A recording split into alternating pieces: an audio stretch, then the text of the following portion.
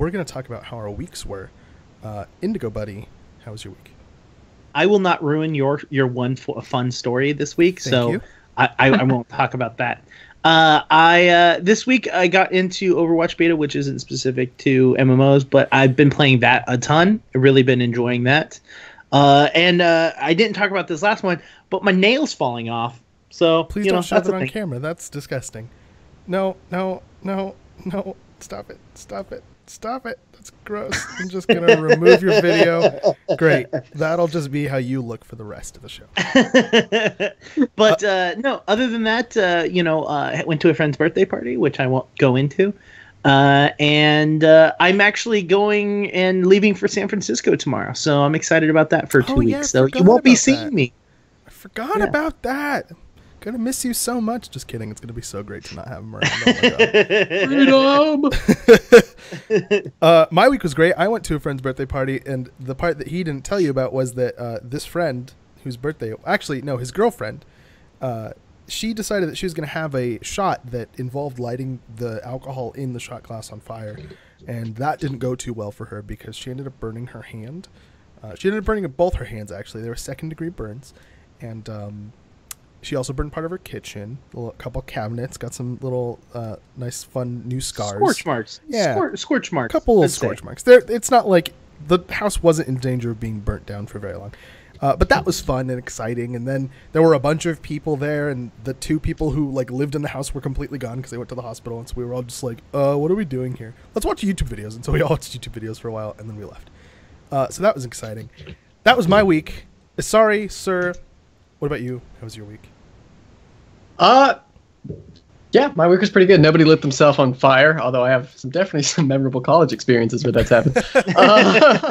If only we could say we were still in college, and that would make more sense. Right?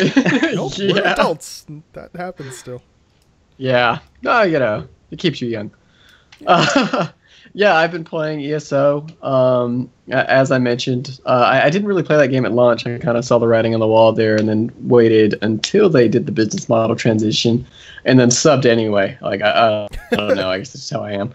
I just want to pay a subscription. But yeah, that's what I did. So I've been playing that now.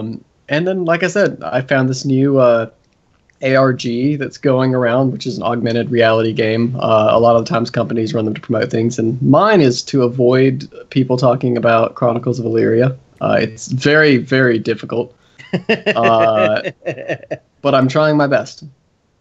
Good luck. So with that, we're going to head over into Slash Trade, which is talking specifically about the games that we've been playing and games that we're excited about, but nothing news specific. Like I said before, I played a lot of Overwatch this last week. I mean, a ton of Overwatch. I've been basically a Blizzard fanboy for the last couple weeks, so I've been playing World of Warcraft, Hearthstone, and Overwatch, and Diablo. So that's where all of my attention has been going the last week or so.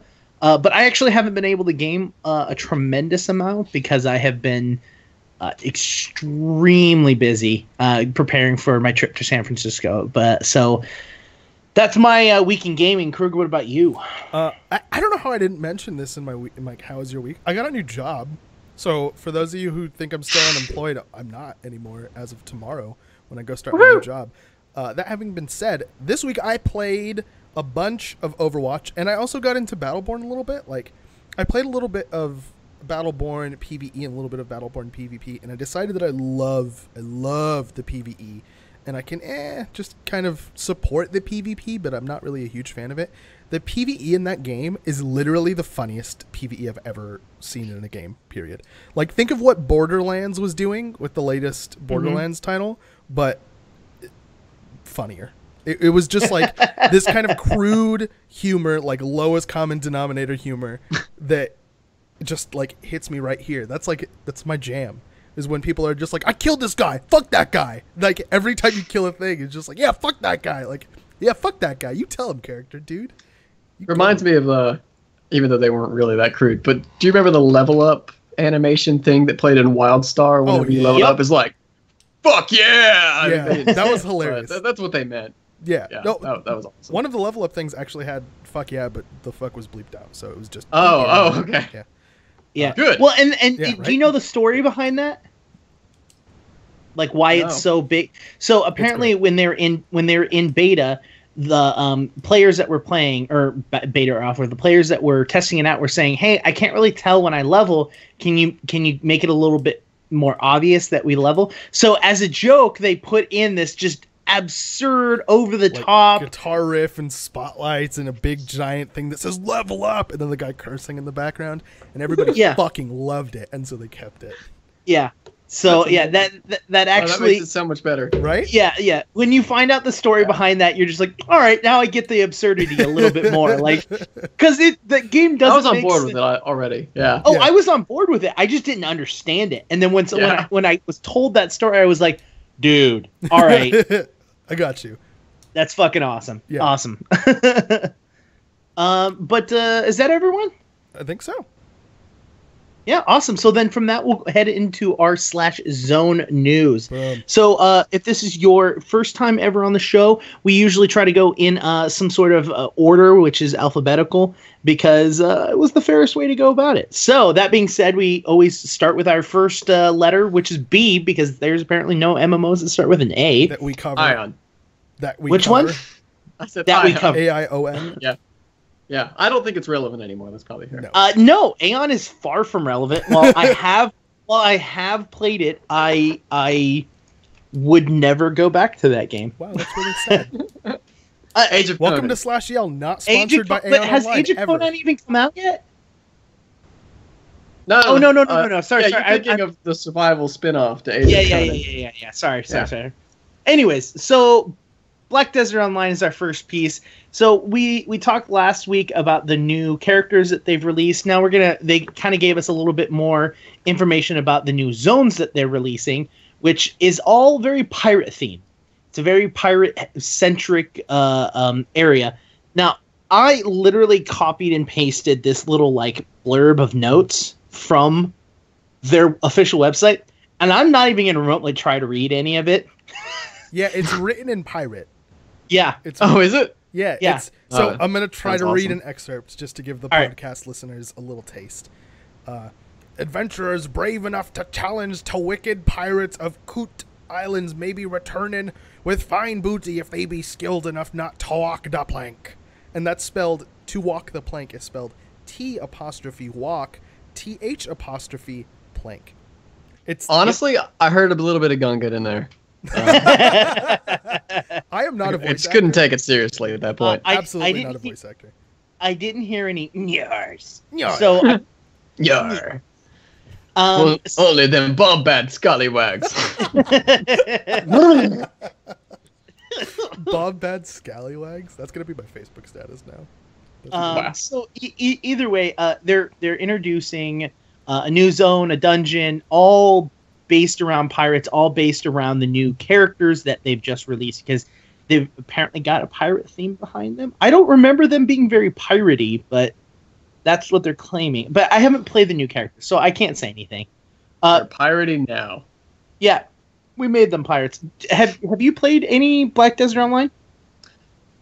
No, I have not actually. It looks interesting. It was something I covered kind of early on, and then it just sort of turned into this like solo PvE thing. I know everybody's gonna be like, but the PvP, it's all guild versus guild, but like 90% of the game is just kind of you soloing through, and like that's not really what I want in a sandbox. But I'm really glad the game's out there and that people are liking it, because we do need people exposed to sandboxes so that we can get more of them. Yeah, but that one's not for me.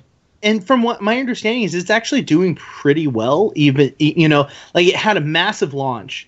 And it did extremely well. And because they're so backdated with content, because it's from the Korean... Is it a Korean game? Yes. Correct? Yes, I think so. Daeum is Korean? Yeah. And so because they're so backlogged with all the content and they're releasing it in kind of rapid succession, it continues to keep a level of hype. Not as much as the release, but it keeps a level of hype because there's always something new coming out almost every month. So...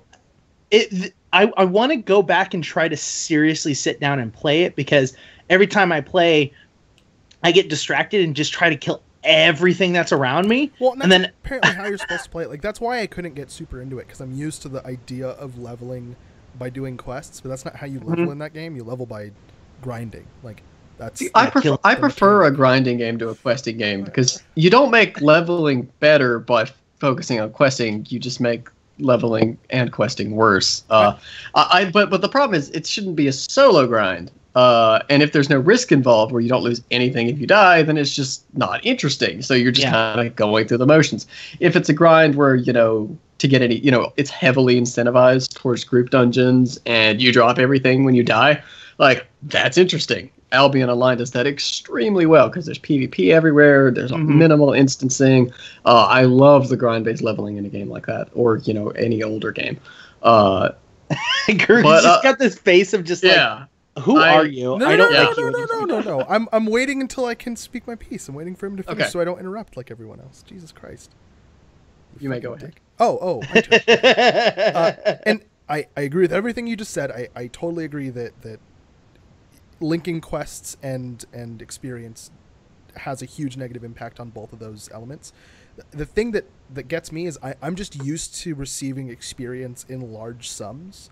So when I'm grinding and I kill something and I see that my experience bar goes up by like a quarter of what I'm used to it going up, I can't get my mindset into accepting that like overall that's the same pace, just coming in slower increments, as opposed to when I turn in a quest, I get half my quest bar when I'm at level like 20. I don't love the endlessness either. Once you reach end game, I think you need to have. I've actually written something about this before, but I can't remember what it was. Humans are just predators. We pursue that which retreats from us, but we need to think that we're going to catch it. It's like if you're playing with your dog, if you throw the ball, he's going to go for the ball. If you shoot the ball out of a potato cannon, he's going to run a few feet and then go, fuck that. Yeah. That's how I feel with a game like Black Desert, where I'm like, or ESO when ESO first released its champion system and it didn't have a cap on it, and they're like, just go grind for like years and you'll never catch up to anybody that was playing before you, right? Or that's faster than you or that plays more than you. Like, that was horrible, and then they capped it. And introduced seasons, so they're doing it right. If it was not endless, I could maybe get a little more on that, but. Right now I look at it, I'm like, it's this solo game where you just go grind. And then sometimes you'll go PvP and get killed by people that grinded more than you. Right. Or bought ghillie suits. Yeah, when I the ghillie suit when I played this, even with Krug and even with Rabbit, it still felt like a solo player game. Because you weren't group questing, you were doing quests that you just happened to be near each other. You know what I mean? Like it didn't feel like an MMO. It felt like that there was a ton of people around you and you had to compete against them to get mobs. But past that point, it didn't feel like grouping up made sense or it benefited you in any real sense. Except for it's like the giant encounters, like the bosses you have to summon in specific areas, the mini bosses. Yeah, but I could do those by myself still. Yeah, you could, but you could also die, whereas in just regular pulling PvE trash, at least I found it difficult to be challenged as far as my health bar was concerned. Yeah, when you're just pulling trash, it just felt like you were just slashing away at everything. You're like, all right, I'm just gonna kill absolutely everything I can see. The biggest challenge for me in that grind is not killing something too much, being in it enough to notice when I'm done killing a specific thing and need to go on to killing a new thing. Or else, I'm not maximizing the experience I could be getting out of a certain, that's the biggest challenge for me in a environment like that, and that's part of what turns me off from that specific kind of environment. Sure. But we'll head off into our next game, which is The Secret World, and I don't know who wrote this, but he kind of seems like a jackass. He kind of seems like a fucking idiot. I don't even know I have this article in here. Jeez.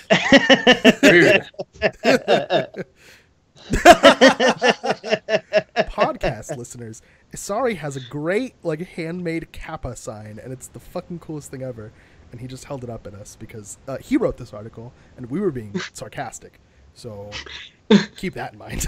to be fair, I think this was the most a personal wine post I've ever written, but it makes sense. They need to do this. Well, and I've heard people I'll let ask you this too before we go about it. It's an extremely common request, and They're like, I don't know. They're like, it costs money. I'm like, no shit, it costs money. But sometimes spending money is worth it. Yeah, well, sometimes you make more money by spending money. Yeah, I believe it's you have to spend money to make money. I believe is the saying. Yep. Yeah, I mean, you wrote this, and like you said, it's talking about being able to replay the story mode in the secret. Specifically the secret world. That's I mean, I introduced it as anyways. Yeah, let me run it down real quick. So the secret world is this game that, if you don't know, has near endless progression as well, but in a really interesting way, because it's tied. It's mostly horizontal, and you've got this just giant skill arc where you're unlocking new skills, and it takes forever to get through it all, hundreds or thousands of hours, and you don't need that to be competitive. But you've just always got it, so you're always, at least I am, always wanting to progress my main character because I'm nowhere near maxing them out. Sure. And they've added new wheels on since launch. They just keep adding more and more stuff that takes more experience to unlock. So you've got that, and then you've got this great story-driven game. It's very much a single-player game. Although it does have really hardcore, awesome dungeons once you're at the end. So very non-forgiving dungeons. Yeah, they're brutal. But the story I think is really kind of the big sell. Is they have this just terrific, awesome voice acting, awesome delivery for the story through the game. And every quest can be replayed, and except for the main story. And that's one of the things that you do to get experience. Is it's kind of like dailies. Is you're like, oh, I'll go play through it's basically an Indiana Jones, DLC, or I'll go, through it's a horror game. So there's all these Cthulhu zones, the Mummy. You go through these areas again, just because it's fun. And when you're coming back to the game, that's great. You're like, okay, I've got this huge steep learning curve because it's not forgiving with the builds. Continually optimizing your build as you're horizontally progressing as part of the game. You're not just going to throw some random crap together and get anything done. You're just going to fail miserably, even at the solo questing, once you get past the first half of the first zone. So, you've got that going on, and I forgot where I was going. Replaying the main story. So you come back to the game and you want to reintroduce yourself to the story and how the game works all at the same time. And then the main part that you want to know, they don't let you. And I think originally, there were 3 parts in the main story where you could make a choice. And the only impact they have is a minor cosmetic thing at the end of the Tokyo expansion. And it's literally 3 choices that have very little impact. And I think that's at first why they made them not replayable. Now they're not doing it because it would take development resources to make it replayable.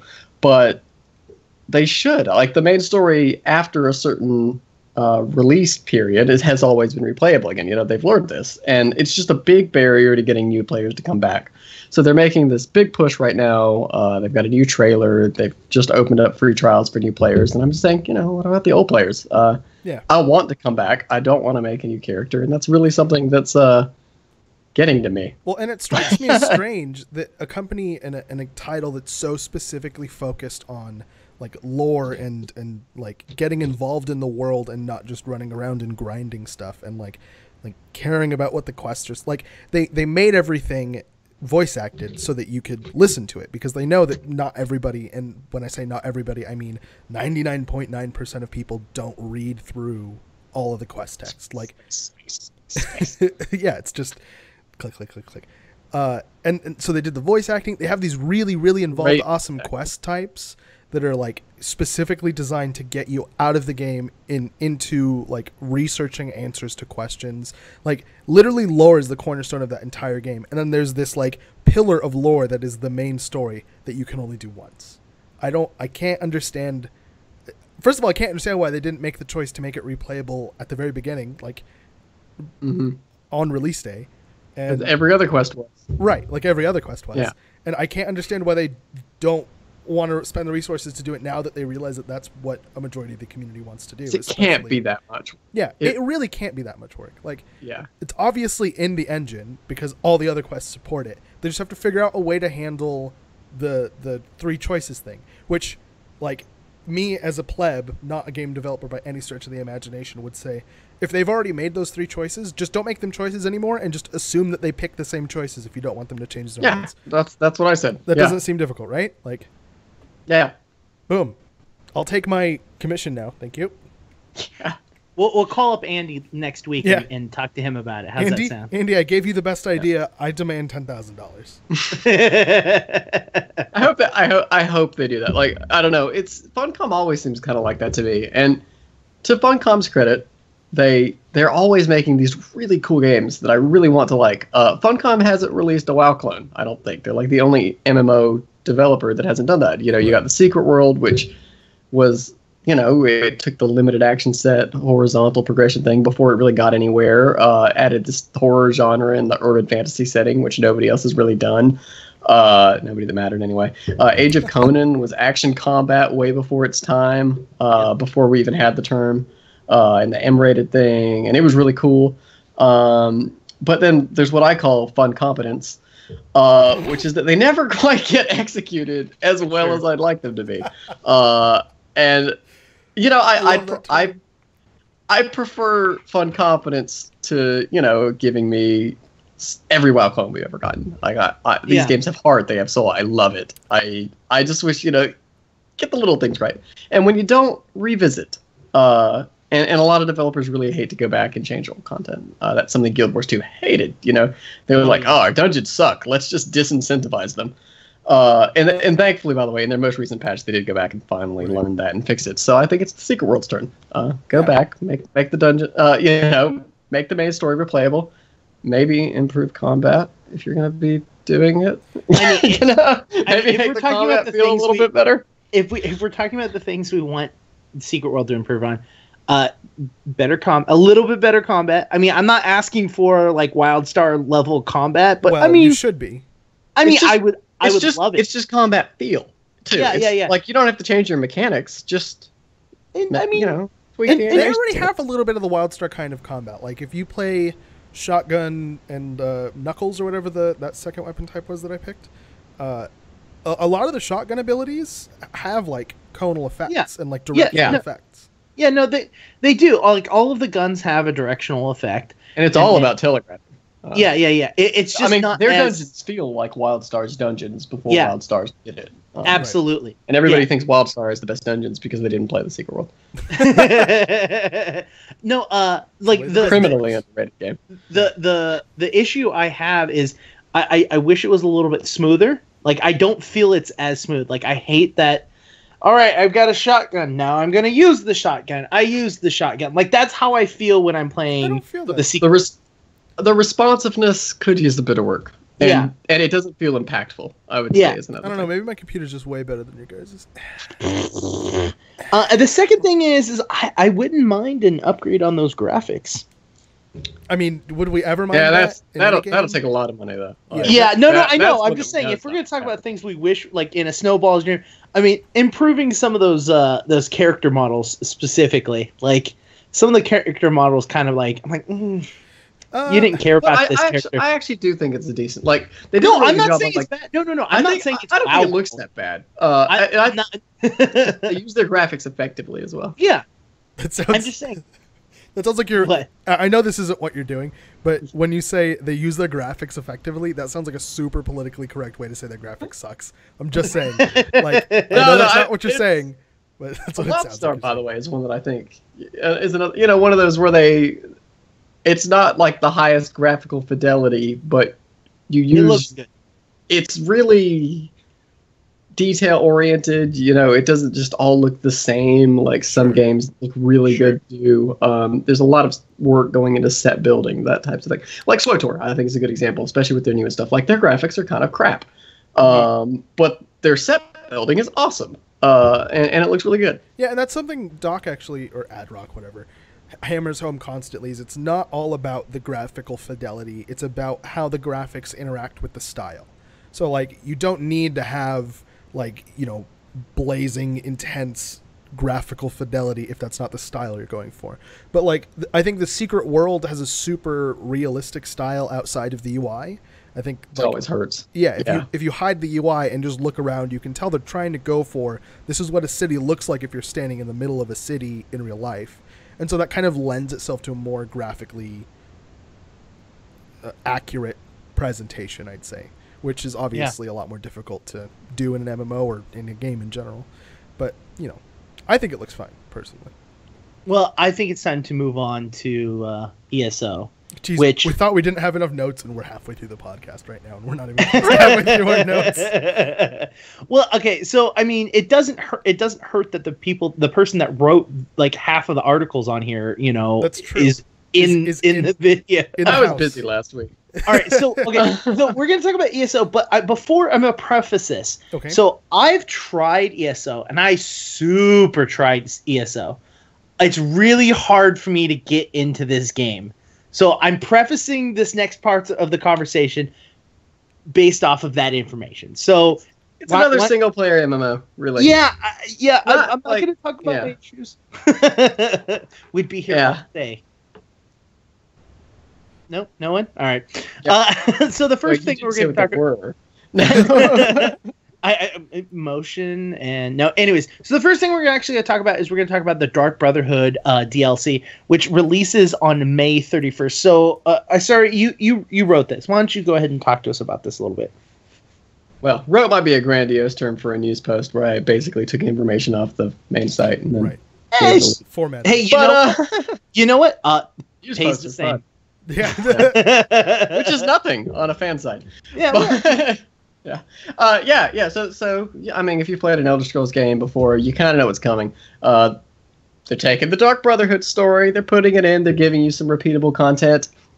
It's basically going to be like the Thieves Guild, which is the last DLC they put in, which was, as far as achieving what it wanted to be, awesome. Completely single player. So, like, again, not my favorite thing to have in an MMO. I've always got to preface it with that. But they did a great job with it. They added a lot of depth to stealth gameplay.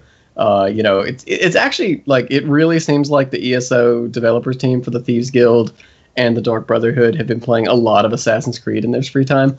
Like, even the city they added seems like straight out of the first Assassin's Creed game. But, you've got, like, hiding spots that you can jump into to hide from guards. Guards have big AoE indicators that will pull you out of stealth as they're walking around. They've done a really good job with making that gameplay rewarding. And I've discovered that I really like stealing things from NPCs. It's sort of sandboxy and emergent. It gives me money. So I just get distracted and do that all the time.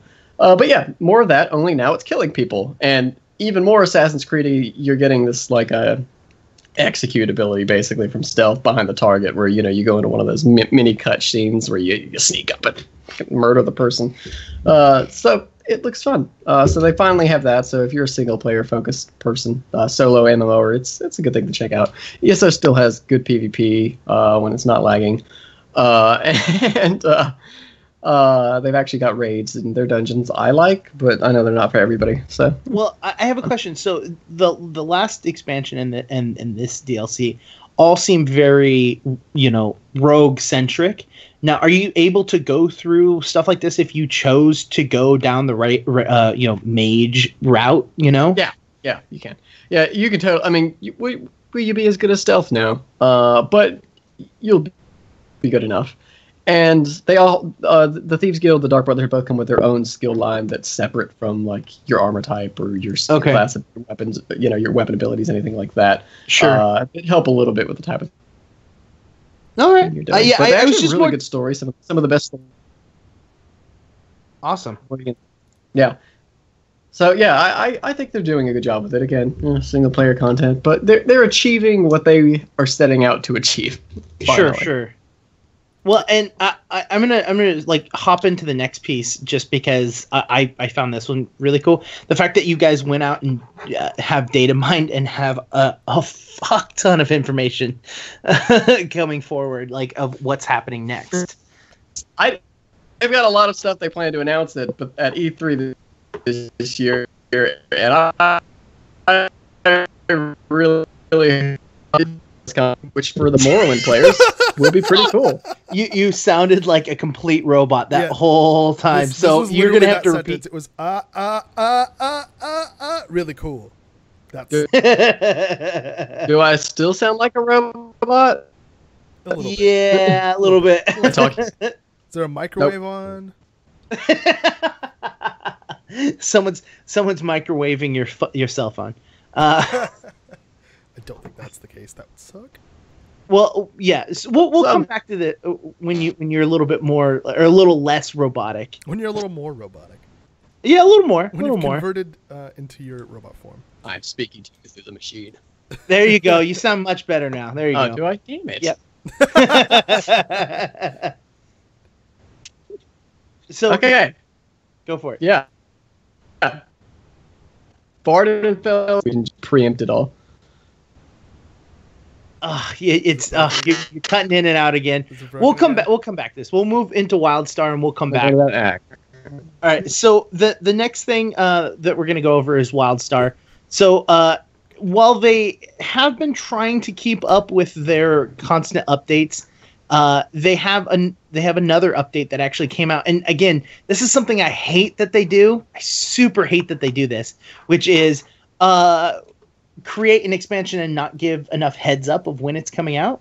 So on Monday or Tuesday, they announced that they were actually coming out with Vault of the Archon, which is their next expansion, or not expansion, release. It is their next release. It's the next update for WildStar, and it's a completely story-driven update, which is awesome.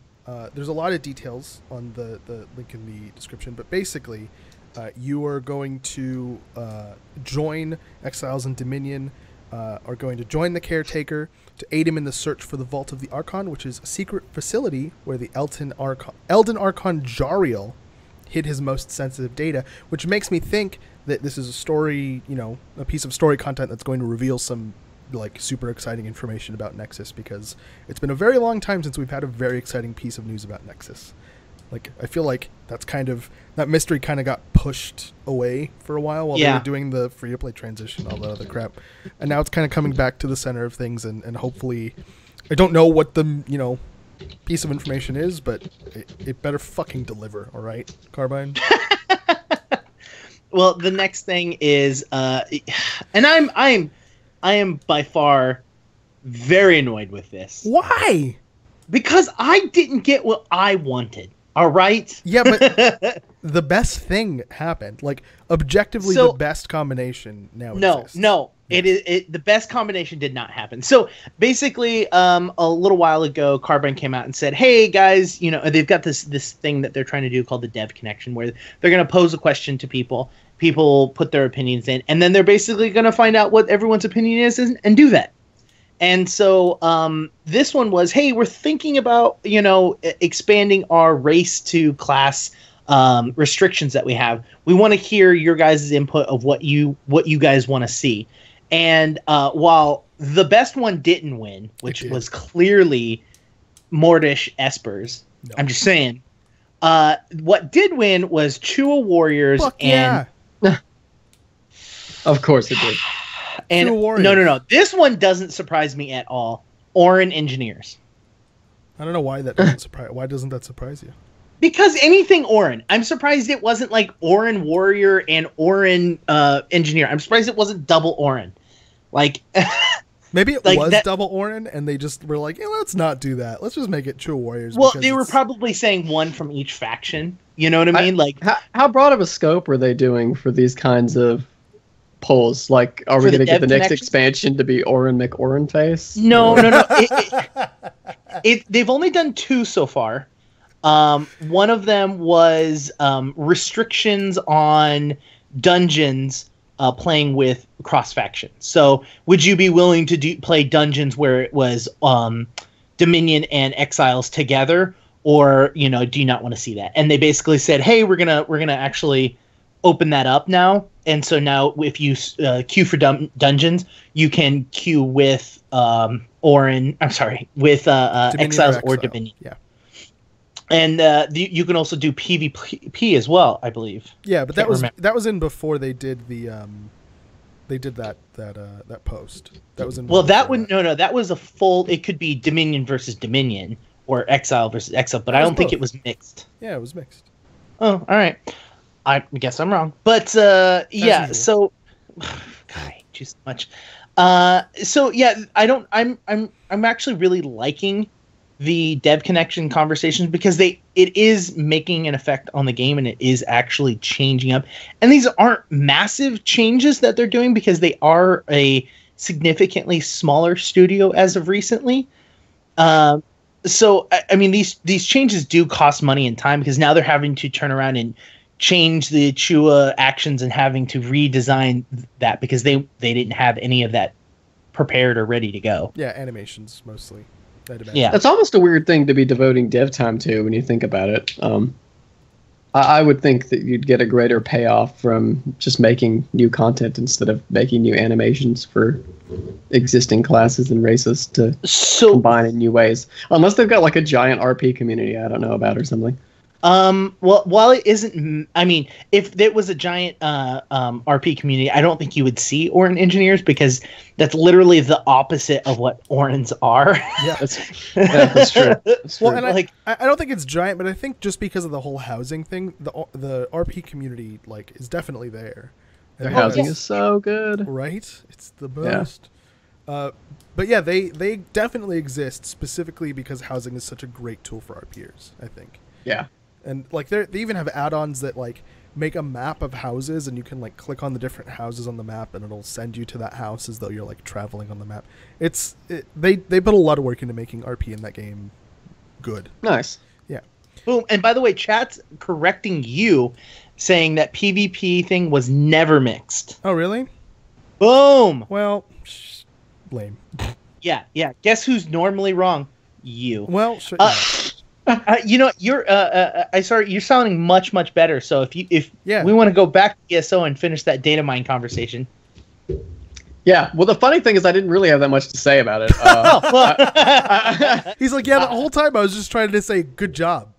Yeah. I was gonna say they've got. I know Bethesda has this big presentation plan for E3, so I really hope we didn't just steal it all. Vardenfell is coming. That's kind of the big thing. If you didn't know, player housing also coming. We don't really know much about that, but we know we found locations for player housing in the open world.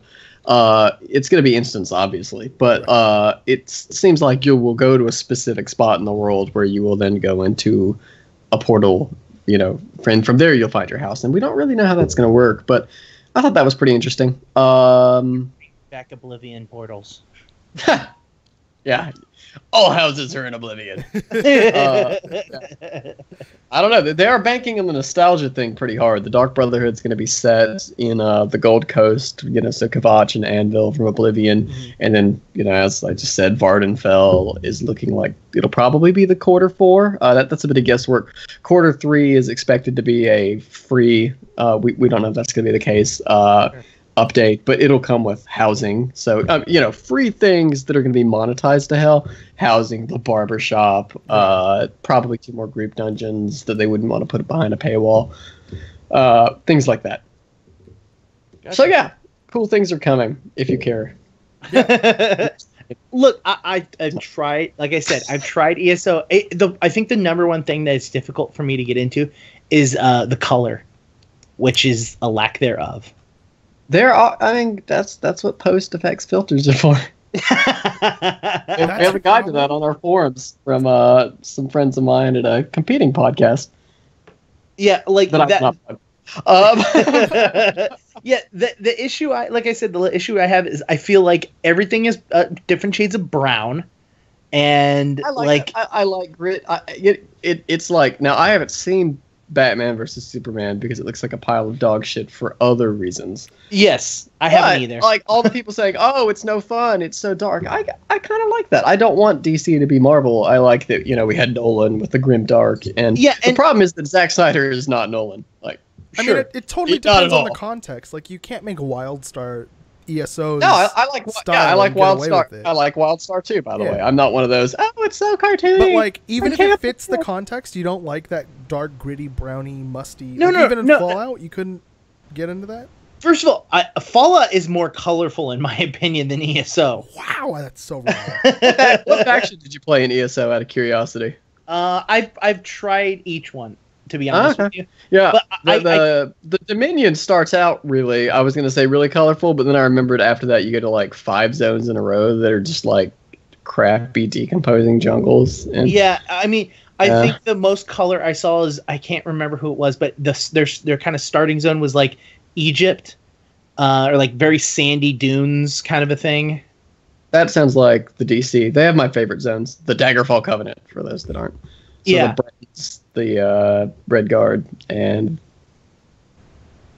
crap, orcs. We're like, The most generic one. Couldn't remember the name. This is the faction I played the least of, but I like their zones the most. I mean, like I said, I don't think I've gotten far enough into it because every time I've played, I've always played it solo, and I've never played it with a group. Actually, it's probably the industry worst experience for leveling up while grouping. Really? But like, they have improved it. They have been doing like more. We talked about companies being afraid to go back and fix things. They have done more of that than any game I've ever seen. Sure. They've gone back and like redone the delves, which are the open world dungeons, to make them better. They've redone their entire progression system for endgame. It's pretty incredible how much they've gone back to change. But yeah, it needs to be done. Pulling back from Quarter Up though, look at the CG trailer for the pre-launch. I think it was Blur Studios, like I said. Was it really? that pre-launch trailer was gorgeous, by the way. Like shooting arrows and launching, bridges across. That was beautiful. Anyway, at the time, I think there were fair criticisms that didn't look like an Elder Scrolls game at all, though. No, not at all. So I think that was. I think you have to kind of hit a stride there. Like SWTOR, I think really had the best CGI trailers like that. Not just because they were awesome, but because you looked at them and they actually sort of resembled the game and the IP that they were trying to sell you, and they really involved you that way. And ESOs were cool. But they didn't make you say, hell yeah, I'm going back to Tamriel. They just made me say, oh, it's some fantasy game. Yeah, it's almost as if having like less deceptive trailers is like good or something like that. Watch Quarter Up. I think the one thing that I feel that ESO kind of missed it with is the fact that in this game you're actually choosing a class right off the bat. Yeah, I disagree with that move completely. Yeah, like that right there just to me doesn't scream Elder Scrolls to me. You know what I mean? It's like you've always had that option, that choice of being able to mess around and screw around with different combinations and stuff like that. And I think that I would have used less of a Daok model and more of a Star Wars Galaxies model, which is, I mean, to be fair, I would probably say that about literally any game. But, the classless skill progression, perfect for Elder Scrolls. The big open worlds that don't have to have every pocket filled with stuff. Kind of perfect for Elder Scrolls. And then you could fit PvP in sort of an optional, Star Wars Galaxies used what they call a temporary enemy flagging. It was TEF system, which isn't really like anything we've seen before, but you would kind of like you could be overt where you were always flagged, and that wasn't just a toggle. It was a bit more permanent than that. Sure.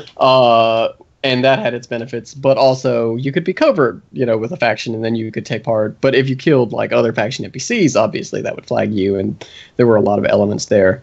And then you place down forts, the open world, all that. And I think that would have been more interesting. Way to incorporate PvP into the sandbox without being, free for all, which is of course what I would just prefer to see. But you can't do that. I know you can't do that. Yeah. I mean, yeah, because having a mage that could cast stealth while being a rogue, all of that. it lends itself I see someone in the chat. I'm gonna say their name's Finale, who says use the secret world system. I think that'd be good too. Factions that are completely meaningless outside of PvP. Which I think they're probably working up to an ESO right now, but I don't have confirmation. It just seems like they're headed that way. Right. And they're letting you group for dungeons now and stuff like that. So it makes sense for them to do it. But then, a skill-less progression system. I mean, no, not skill-less, skill-based instead of class-based. You don't need shit for skill to do this. I feel like ESO is the easiest game ever when I'm playing it, and I constantly see people complaining that they can't do even the most basic things in the chat. So I don't know. I don't know if it's skill based or not. Well, you better hope they get a competitive scene, because apparently that'll make you some money. Oh, MMOs need to stop trying to be MOBAs. Esports do not work in a. The whole point of an MMORPG is persistent progression, and character customization. And both of those means your balance is shot to shit. And so why try to be a MOBA? Well, and why? Then not only, I know we didn't plan on talking this at all, but like, why would I want to play a game that isn't focusing its balance around PvP and play PvP in that game when I could seriously play a game that is dedicated to PvP? I'm going to answer all your questions at once because it's an opportunity to make money. Like, when you ask, why is this like this? Because it's an opportunity to make money. Why are they going into esports? Because it's an opportunity to make money. Like, that's the bottom line. And some people are into it, and you don't need there to be, like, 1 million people that are like, oh, man, this is the greatest, like, esports scene ever. You need 1 million people that are like, oh, man, WoW is the greatest game ever. And then they're going to watch WoW esports, whether it's valid or not. Well, I'm Maybe not asking the best option. I'm asking as a player. It's a miserable failure. What's that? Yeah. I said maybe not the best example to go with WoW, because they tried the esports and got kicked out of MLG because of how bad it was. Well, yeah, okay. That's my example. Guild Wars 2, I think, is the example of one that's doing okay. Although I feel like they're kind of weekend at Bernie'sing their esports scene along with hosting a tournament. But they say it's doing very well, and I could see it because they stripped out all the balance and they have virtually no character. They stripped out all the progression and they have virtually no character customization to speak of anyway. I'm going to take a step back and throw this out there. I don't think that MMOs belong anywhere near the esports scene. I'm just trying to like justify why they're doing it, like what their mindset is. I hate it. My statement wasn't why do those games do that. My statement was why would I want to? That's like fair. As a player, why would I want to play a game that? Why would I want to play PvP in a game that it's not balanced around that? Right. When I could play a game that's dedicated to that. Right. You know what I mean? Like, mind you, I also play PvP in MMOs, but I do it between like other things, or because it's got a faster leveling scheme, or I enjoy killing things, but there's always that. Oh my fucking god, why is that warrior able to just demolish everyone in the face? Oh, that's because it's a fucking warrior and they're overpowered. You know what I mean? Like, there's conversations like that. There's even, like, the esports, like, idea of simplicity in esports. So you have, let's take WoW for an example. I watched WoW esports before I had started playing WoW. And watching WoW esports is, like, the most obnoxiously confusing thing I've ever seen. That's true. You can't spectate MMOs at all. You cannot spectate MMOs. You have too many abilities. There are too many things happening at once. And there's way too much meta involved. Because there's literally a million zillion different combinations of what your character can be. Whereas in Smite, you can super easily spectate Smite. Every character like 5 talent choices. 4 abilities and a passive. And some items that improve stat numbers and give them passives. Which are like...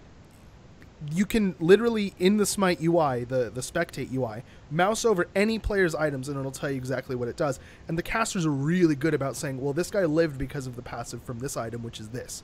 Which is, like, 1 million times better than like, oh, blah, blah, blah, trinkets, blah, blah, blah's hog, hodge, blah, blah, blah, blah, blah, blah. And I'm like, what do these mean? I don't understand what any of these words mean. And then you get into WoW and you start... He's using this 30 different talent choices to build this synergy. Yeah. It's like okay, that doesn't mean anything to me. But Smite is just like action, fun, easy to understand, easy to follow, and it's exciting. Like, the combat is still exciting.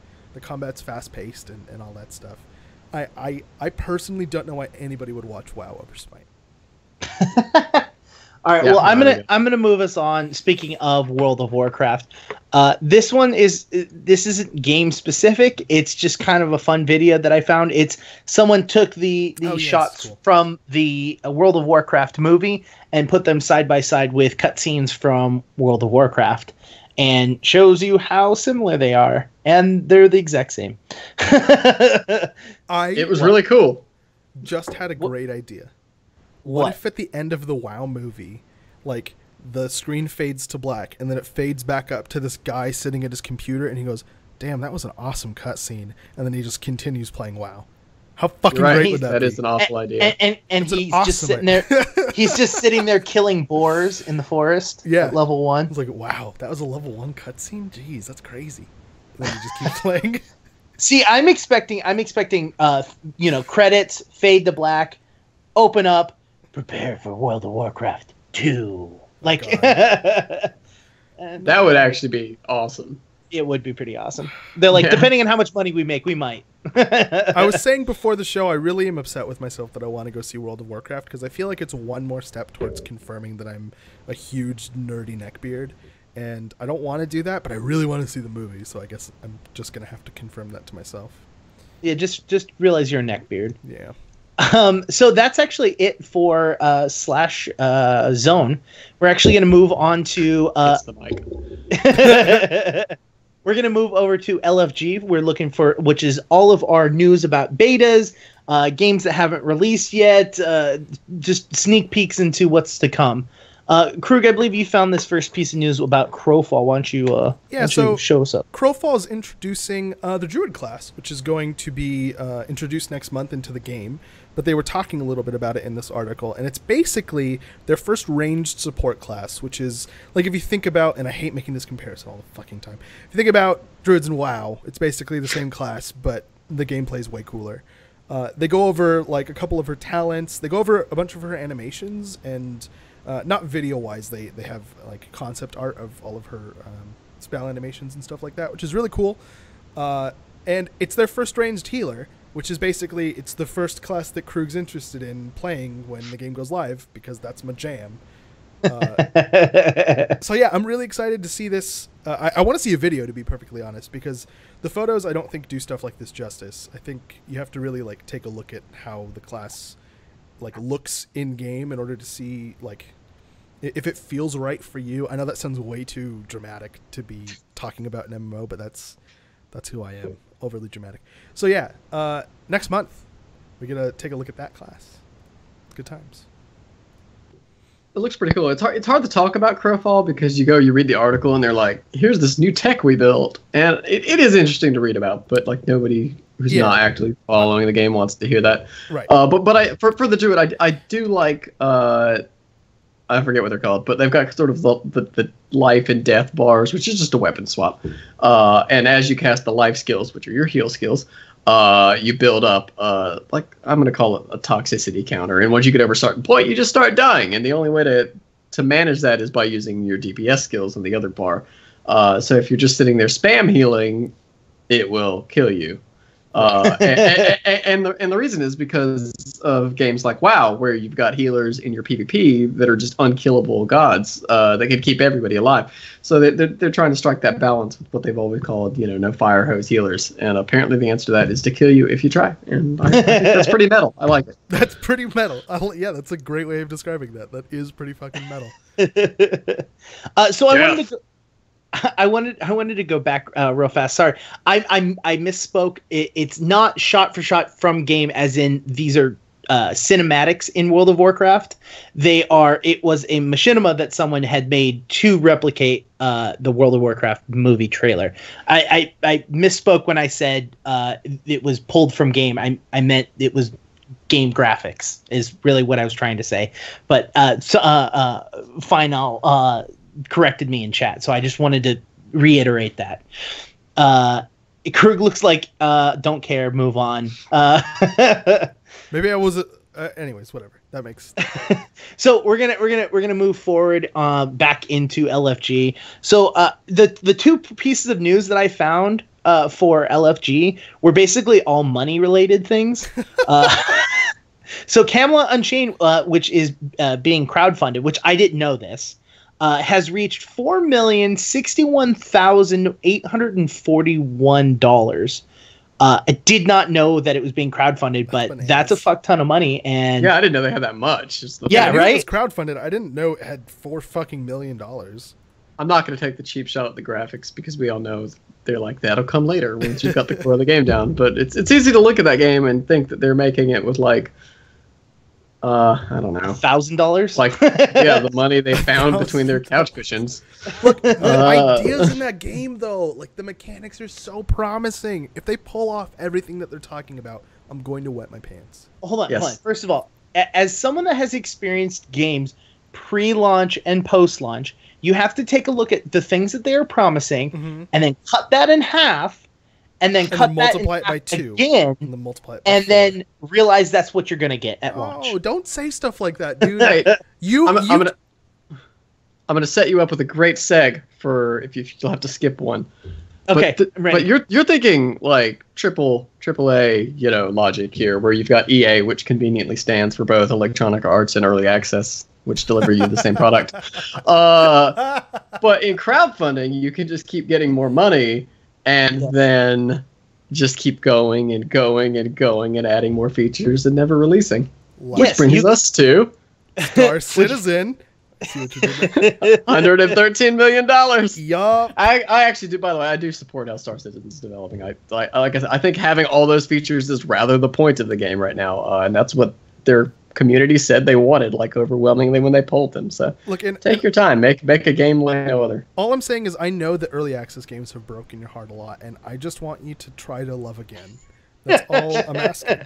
You just give your heart to one more and see if it will treat it with the love and appreciation that you deserve. Look, I have no issue with early access. I have supported Star Citizen. I've gotten into the game. I've played it. I know that I am not ready to play this game, and I know that the game is not ready for me to play it. So I have held off a little while because the last time I tried to play, there was zero tutorial and I had no idea what I was doing, and I just walked around the space station for a while. No, we got into ships. Remember, we crashed into each other. It looks awesome. I'll play it at launch. That's how I feel about it. Yeah, exactly. Like, I supported it. I technically have access into it, but I'm going to wait until it's ready to go. I mean, and I agree. There are a ton of situations where the game never leaves early access, or when it does leave early access, you just go, how did this game? And I'm gonna take an example of a non video game. Like there's this really awesome RPG game called a tabletop game called Call of Cthulhu, and it has had many iterations of the game.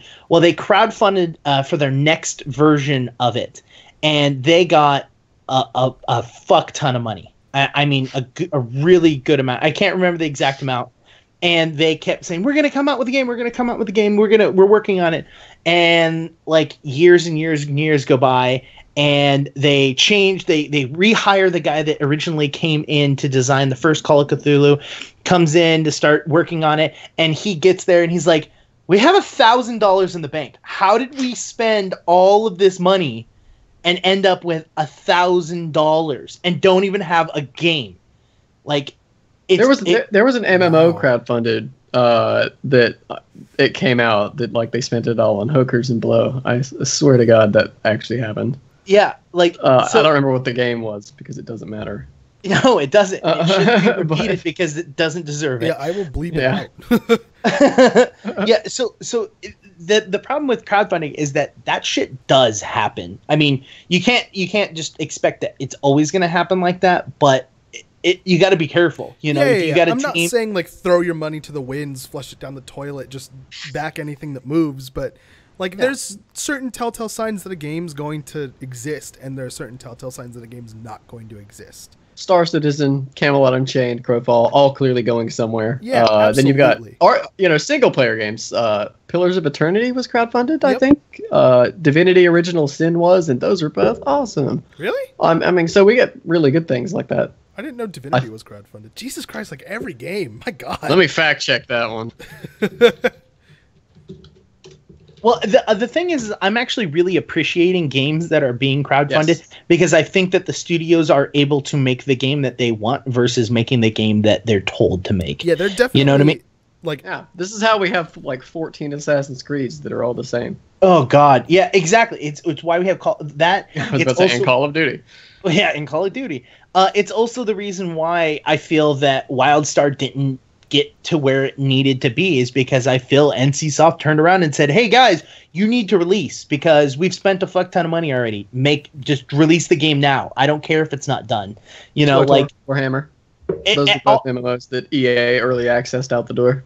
Yeah, exactly. Like it's a very, very common thing. And having games like Crowfall, like Star Citizen, where not only are they being crowdfunded, but the game studio is able to give out as much information as they want. Like Crowfall and Star Citizen, both of those games are so open about their game comparatively to every other MMO that's out there. It's absolutely insane. The fact that Star Citizen has 10 to the chair and does that all the time, and there's like 90 fucking episodes of that thing, and the fact that Crowfall had an AMA on Thursday and is constantly giving more and more information out every single week, it's awesome. Shit, guys, we're out of time. I think we can all agree that crowdfunding is a good thing that some people use for bad purposes, right? Sure. Safe enough summary of our points. Well, that has been /Yell. Thank you very much for joining us. My name is Krug. If you'd like to find me on the interwebs, you can look me up on Twitter. My Twitter handle is @KrugQT. You can also email me. My email address is krug@QueueTimes.com. And if you want to email me and Indigo, the guy below me, and Adrock, who is normally the third person on this in this spot over here, you can email yell@QueueTimes.com and get all three of us at the same time. Indigo, what about you, buddy? You can find me on Twitter @IndigoQT. You can also email me at indigo@QueueTimes.com. That's QueueTimes.com. Isarii, what about you? Yep, you can find me on Twitter at Ethan McPhee, ETHAM MACFIE. And then you can find me writing all over the place. It's all on my blog at errantpenman.com. But I'm also MMOgames, Tamriel Foundry. Yeah, that's probably it. So that's the key places right now. So before we leave, I would like to offer an open call, an open seat for you. Anytime you want to come on and talk to us about ESO or anything that you've been working on, whether it be Quarter Up or /Yell, we absolutely want to have you back. So Definitely. please come back. Well, yeah, next time I have something interesting, I'll let you know. Absolutely, anytime. That being said, guys, I'm out. So hate you. I was waiting for the cap sign. Bye.